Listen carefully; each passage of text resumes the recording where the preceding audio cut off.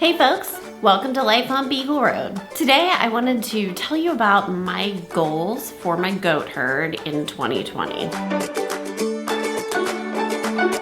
I know, you guys have been losing sleep over it, right? Like not knowing, what are my goat goals? It's keeping you up at night, isn't it? Okay, so don't forget to subscribe and click the bell for notifications so that you miss nothing when it comes to my goats, please. So what are my goals? Well, I have to start with what my objectives are for my herd, right? So number one, milk production. That's the most important thing to me. Producing animals that produce a lot of milk. So how do I get there? What do I need to change about my herd to up the production? The number one thing that I am paying attention to when I'm breeding the goats, who I'm pairing together, and any new goats that I'm bringing into the herd is the escutcheon. The escutcheon is the point between the legs. And ideally, you don't want it to be a point like this. You want it to be more like this. And that's what makes an udder sit up really high and be well attached. And that makes for a good, strong, durable udder. Something that I've seen that really correlates to that is the top line. If a goat has a good top line, they seem to also have a better escutcheon. I don't know if those things are really linked, but just in what I have seen. So that's the second thing I'm focusing on, is top line.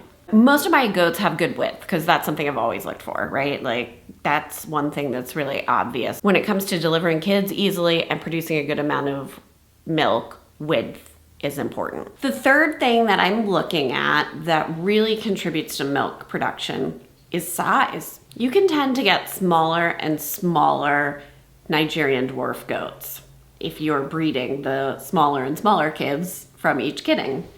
So making sure that I'm breeding the bigger goats is something that I'm focusing on as well. Stevie Nicks, for example, is a good size Nigerian dwarf goat, and she's got the capacity to eat a lot of food, which makes a lot of milk. Right, Emmy? Yep.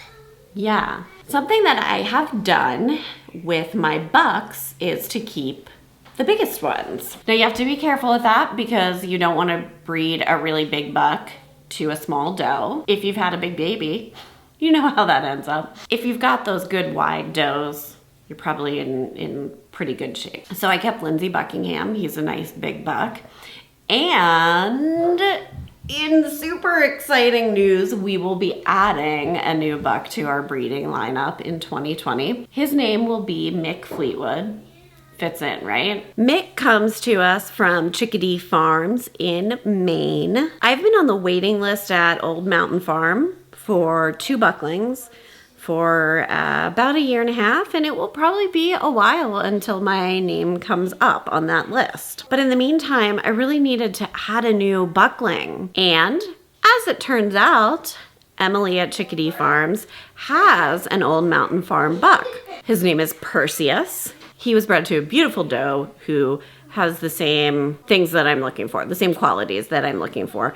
Nice top line, good capacity, large size, and nice and wide. And she had a single buckling. Emily does have a little doeling available that was out of a different but equally wonderful doe and the same buck. So if you're interested, check out Chickadee Farms.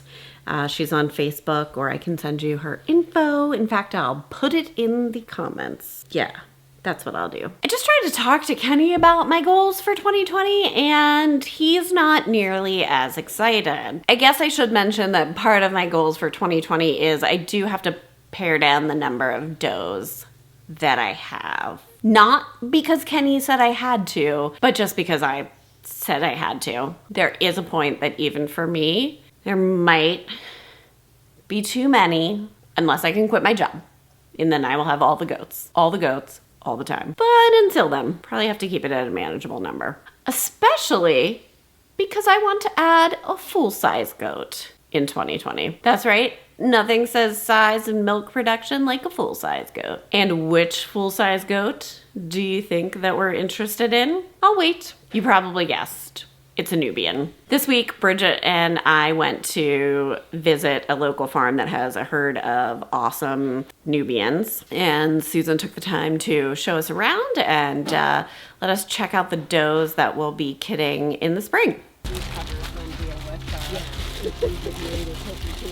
Exactly. And we took this car because... What? There you go. There you go. This is Duchess, a yearling. Yay! Due next year. Okay, so yeah, I can see how big. And she is also a daughter. Okay. We'll see if that's Duchess. Robbie is really also interested in the crossbreeding. So at least for now, we would breed a potential Nubian that we would add to our herd to one of our Nigerian Dwarf bucks and get a mini Nubian. Being dried off as well. She has a lovely udder. Milks really easily. Let's see, who's your daddy? Oh, did you like those booties that we wore to Susan's farm? They're my new favorite biosecurity tool. That keeps me from tracking any parasites from here to Susan's farm or bringing any parasites back with me on my boots. 2020 is also when I'm going to decide if showing goats is for me or not. We are signed up for the farm show. We are taking Stevie and Scarlett. Scarlett is doing well, preparing for her big show debut. Stevie is a challenge. Yeah. Are any of you local and goat trainers? Are you goat trainers? Can I hire you to train this goat?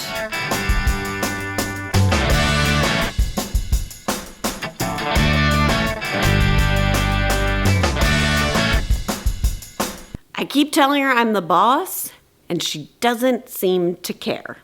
Just doesn't seem to care. Mommy, I think I might be able to control her. It's worth a shot, kid. I'm very crazy. You are very crazy. You might be as crazy as Stevie. So yeah, we'll see how this keeps going.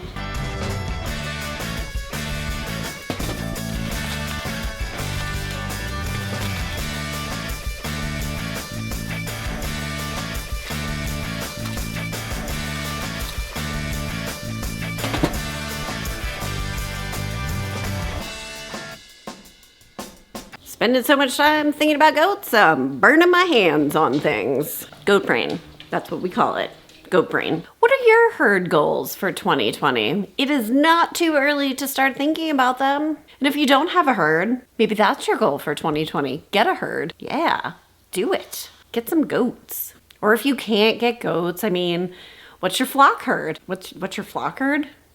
No. What's your flock goals? Maybe your garden goals. I don't know. Have goals though. That's my point. Get some goals. And don't forget to use hot pads. Fortunately, I was cooking that pork on super, super low heat. So I'm okay. Kenny will have a blast editing this. What else do you guys want to talk about when it comes to goats? Yeah, leave me a comment. Tell me what else you want to talk about with goats. Tell me. I'll keep talking about goats all the time. All the time. Goat goals. Thank you for watching yet another video where I perseverate on goats.